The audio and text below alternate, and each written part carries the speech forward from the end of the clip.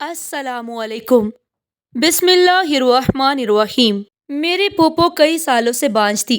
وہ مجھ سے بہت زیادہ پیار کرتی اور مجھ سے ہر روز دعا کرواتی۔ کہتی کہ میرے لیے دعا کرو کہ اللہ پاک مجھے بیٹا دے دے۔ مگر مجھے پھوپھو کی ایک حرکت بہت عجیب لگتی تھی۔ وہ یہ کہ پھوپھو جب بھی آتی تو مجھے ایک تکیے پر 2 گھنٹے تک بٹھائے رکھتی اور کہتی کہ اگر تو یہاں سے اٹھی تو تیری پھوپھو مر جائے گی۔ میں بہت حیران ہوتی کہ پھوپھو ایسا کیوں کرتی تھی۔ آخر ایک دن میں نے چپکے سے تکیہ تبدیل کر ڈالا اور رات کو پھوپھو جیسے ہی مجھے اس جگہ پر بٹھا کر گئی تو میں نے فوراً وہ تکیہ کھول کر دیکھا تو میرا تو دل پھٹ گیا، کیونکہ اس میں جو تھا۔ آج میں جب اپنی سہیلی کے گھر سے واپس آئی تو پھوپھو کو گھر میں دیکھ کر بہت خوش ہوئی تھی، لیکن پھوپھو کو روتا دیکھ کر میری ساری خوشی مٹی میں مل گئی۔ میں آگے بڑھی تو پھوپھو نے آنسو پونچھ لیے، مجھے اپنے پاس بلا کر کہا کہ میرے لیے دعا کرو فوزیہ کہ اللہ مجھے بیٹا دے دے۔ میں نے ہاتھ اٹھا کر آواز بلند کر کے دعا کی کہ اللہ کہ میری پھوپھو کو چاند سا بیٹا عطا کر۔ پھوپھو مسکرانے لگی تھی۔ میری پھوپھو کو اللہ پاک نے اوپر نیچے 3 رحمتوں سے نوازا، مگر ان کی ساس کو تو پوتا ہی چاہیے تھا۔ وہ اپنے بیٹے کو پٹیاں پڑھا دیتی تو وہ پھوپھو سے لڑ جھگڑ کر انہیں گھر سے نکال دیتے تھے۔ پھوپھو مجھے اپنے ساتھ کمرے میں لے گئی اور مجھے چاکلیٹ دے کر بولی تم یہ کھاتی رہو اور اس تکیے پر بیٹھی رہنا، جب پورے 2 گھنٹے ہو جائیں گے تو ہی یہاں سے اٹھنا، پہلے اٹھ جاؤ گی تو تمہاری پھوپھو مر جائیں گی۔ ایک جگہ پر 2 گھنٹے بیٹھ کر میرے تو پاؤں سوج جاتے تھے، مگر میں کیا کرتی، مجھے میری پھوپھو کی جان بہت عزیز تھی، اس لیے میں وہاں سے نہیں ہلتی۔ جب 2 گھنٹے مکمل ہو جاتے تو پھوپھو آتی، مجھے گلے سے لگا کر 100 کے 2 نوٹ تھما دیتی۔ میں اتنے میں ہی خوش ہو جاتی تھی۔ مغرب کے بعد پھوپھو کے بھائی ان کو گھر چھوڑاتے۔ یہ سلسلہ ایسے ہی چلتا رہتا۔ میرا دل پھوپھو کے لیے بہت دکھتا تھا۔ امی کی بھی پھوپھو سے اتنی نہیں بنتی تھی، وہ بھی انہیں اپنے گھر میں نہیں رکھنا چاہتی تھی۔ ابو جیسے ہی کام سے آتے امی ابو کے کان میں خسر پھسر کرنا شروع کر دیتی۔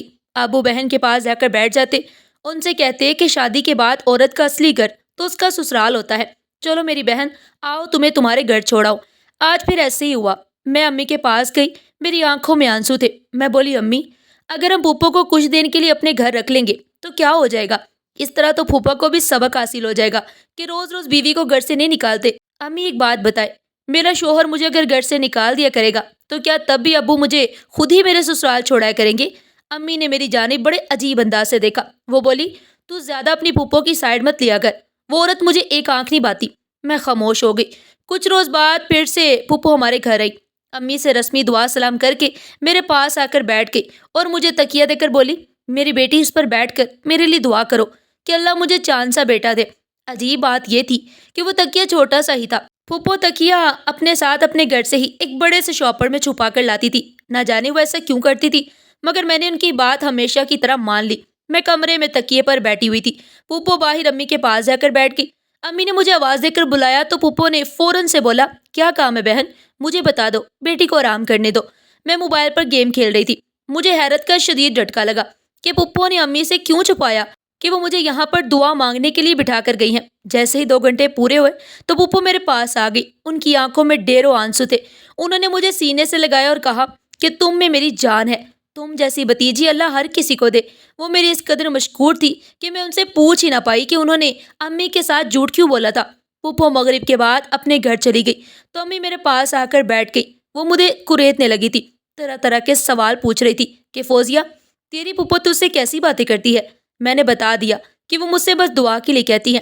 امی کو پھر بھی کچھ شک تھا۔ وہ پوچھنے لگی تم پھوپھو کے موبائل سے کیا کرتی ہو؟ اپنی کسی سہیلی کو فون کرتی ہو کیا؟ مجھے یاد تھا اس دن پھوپھو نے امی سے کہا تھا کہ میں ان کے موبائل پر گیم کھیلتی ہوں، اسی لیے میں نے وہی بات کہہ دی۔ امی کے چہرے سے فکر کے بادل کچھ کم ہوئے تھے۔ پھر وہ بولی بیٹا شادی سے پہلے تمہاری پھوپھو کا کردار ٹھیک نہیں تھا۔ تمہاری پھوپھو نے ہماری بڑی جگ رسوائی کروائی تھی۔ مجھے اچھا نہیں لگتا جب وہ آتی ہے تو تم دونوں گھنٹوں گھنٹوں بیٹھ کر باتیں کرتی ہو۔ مجھے ڈر ہے کہ کہیں وہ میری سیدھی سادی بیٹی کو بھی اپنے چال چلن نہ سکھا دے، اس لیے میں ڈرتی ہوں۔ اگلی دفعہ جب تمہاری پھوپھو ہمارے گھر آئیں گی نا تو تم میرے پاس ہی بیٹھی رہنا۔ میں نے حامی بڑھ لی، لیکن میں خود بڑی حیران سی تھی کہ آخر میری پھوپھو نے ایسا کیا کیا تھا کہ امی کو وہ اچھی لگتی ہی نہیں تھی۔ پھر پھوپھو بھی مجھے تکیے پر 2 گھنٹے کے لیے بٹھا کر رکھتی تھی۔ امی سے بھی وہ جھوٹ بول دیتی کہ میں گیم کھیل رہی ہوں۔ یہ سب باتیں کافی پریشان کن تھی۔ اگلے دن میں کمرے میں بیٹھی ظہر کی نماز پڑھ کر پھوپھو کے لیے دعا کر رہی تھی کہ اللہ انہیں بیٹا دے دے، جب میں صحن سے امی اور پڑوسن کے بولنے کی آواز پر چونک گئی تھی۔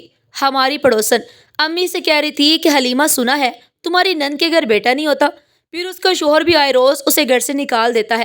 میرا دل بڑا دکھتا ہے کہ میں نے کس طرح سے وہ راز سب سے چھپا کر رکھا ہے۔ کبھی کبھار تو دل چاہتا ہے کہ تمہاری نند کو بتا ہی دوں کہ تمہارے گھر بیٹا کیوں نہیں ہو رہا۔ ہماری پڑوسن کو امی نے ڈانٹ کر چپ کروا دیا تھا۔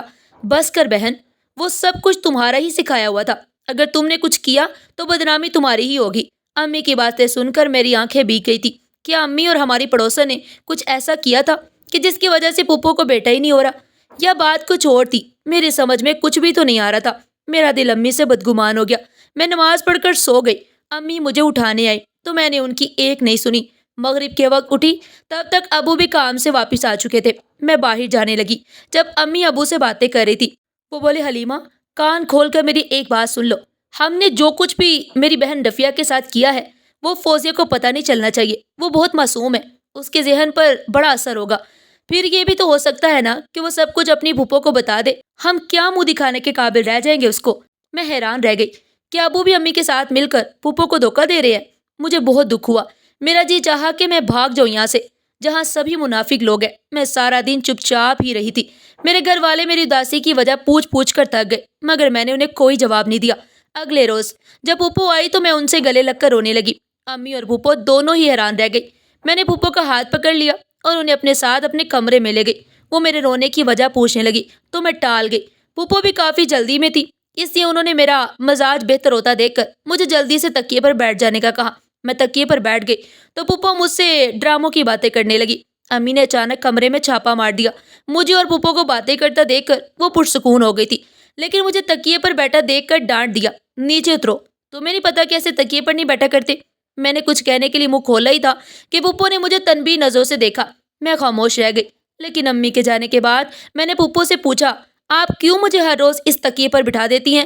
پھپھو بولی، بیٹا مجھے لگتا ہے کہ اس تکیے پر بیٹھ کر جو بھی دعا کی جائے وہ ضرور قبول ہوتی ہے۔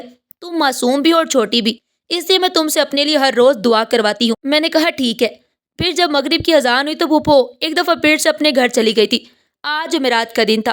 میں نے یہ نوٹ کیا تھا کہ پھپھو ہر جمعرات ہمارے گھر آتی ہے، نہ جانے اس میں کیا مصلحت تھی۔ خیر میرا دماغ ہر وقت امی اور ابو اور پھپھو کی باتوں کی طرف لگا رہتا۔ میری امی بڑی شکی مزاج کی تھی۔ انہوں نے نہ تو مجھے موبائل رکھنے کی اجازت دی، نہ ہی انہیں میرا کہیں آنا جانا اتنا پسند تھا۔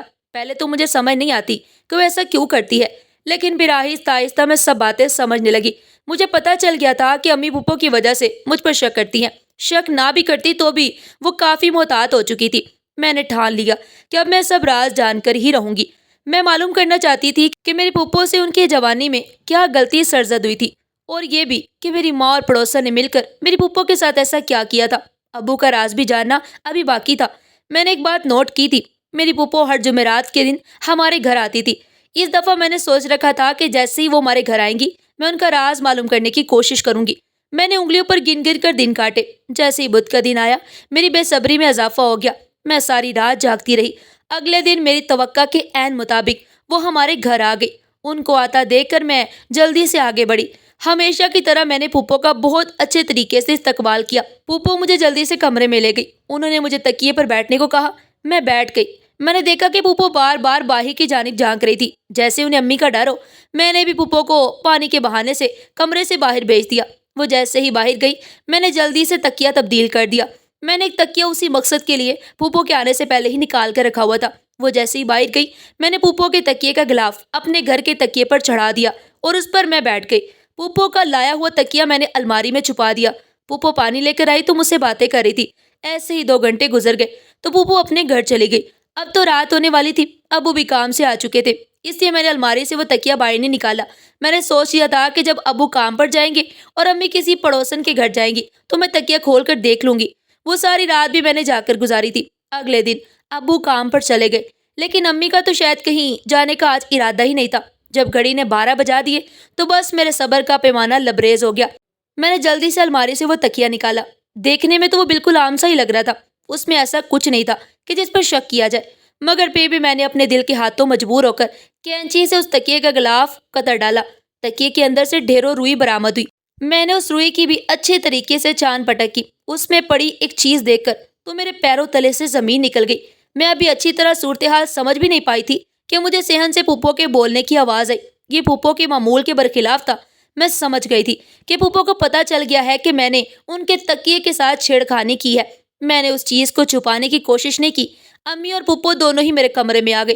پھوپھو نے جب تکیے کا حال دیکھا، ان کے تو آسان ہی خطا ہو گئے، جبکہ امی مجھے ہکا بکا کھڑی دیکھ رہی تھی۔ امی نے آگے بڑھ کر تکیے میں سے وہ چیز نکالی جس کو دیکھ کر میں ڈر سی گئی۔ اس تکیے میں روئی، پھوپھو کا ایک تعویذ اور میری تصویر پڑی تھی جس پر خون کے ساتھ ایکس کا نشان بنا ہوا تھا۔ اس تصویر پر سوئیاں گڑی ہوئی تھی۔ امی ڈر گئی تھی۔ وہ بولی، فوزیہ، تمہاری تصویر کے ساتھ کس نے یہ سب کیا ہے؟ یہ تو کالے جادو کی نشانی ہے۔ میں امی کی بات سن کر رو پڑی۔ ایسے کیسے ہو سکتا تھا کہ میری جان سے پیاری پھوپھو نے مجھ پر کالا جادو کروانے کی کوشش کی تھی؟ میں بولی، امی، پھوپھو نے اپنی اکلوتی بھتیجی پر کالا جادو کروایا ہے، یہ کیسے ہو سکتا ہے؟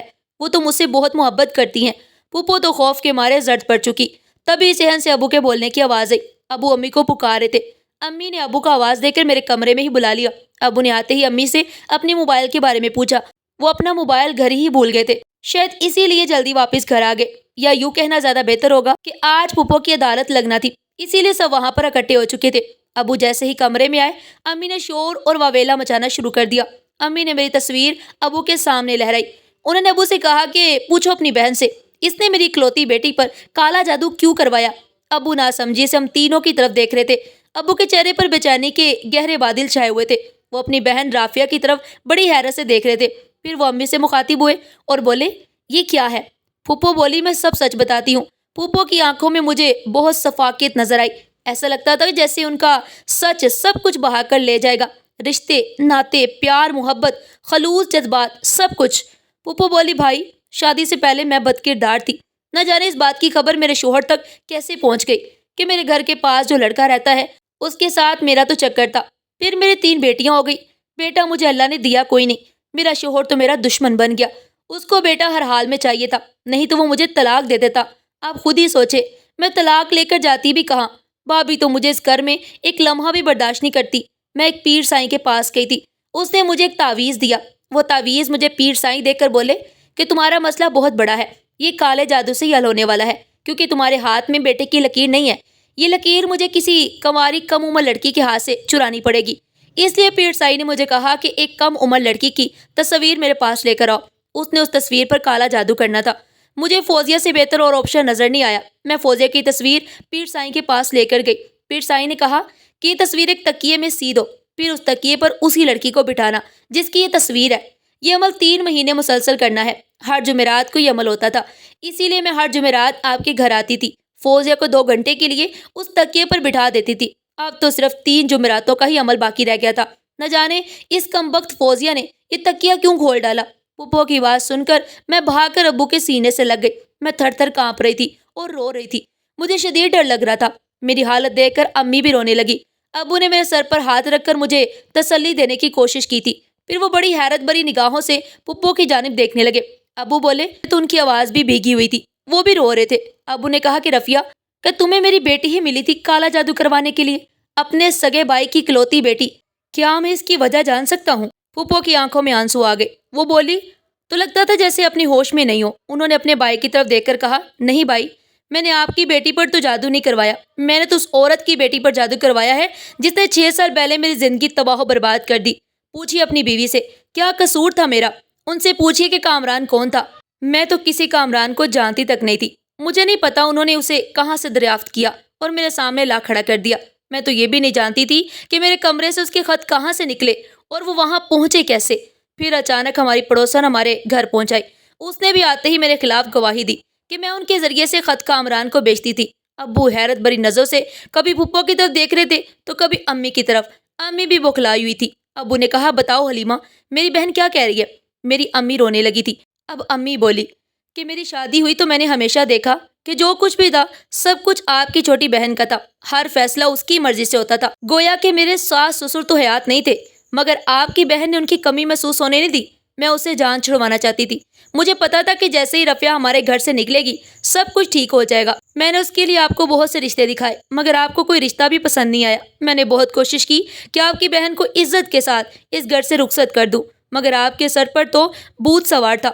آپ ہر لحاظ سے بہترین رشتہ ڈھونڈنا چاہتے تھے، آپ ہلکی سی بھی اونچ نیچ برداشت نہیں کر سکتے تھے، لیکن میں ایسا رشتہ کہاں سے ڈھونڈتی؟ آپ کی بہن کون سا کوئی حور پری تھی جسے بیاہ نے کوئی شہزادہ آسمان سے اترتا؟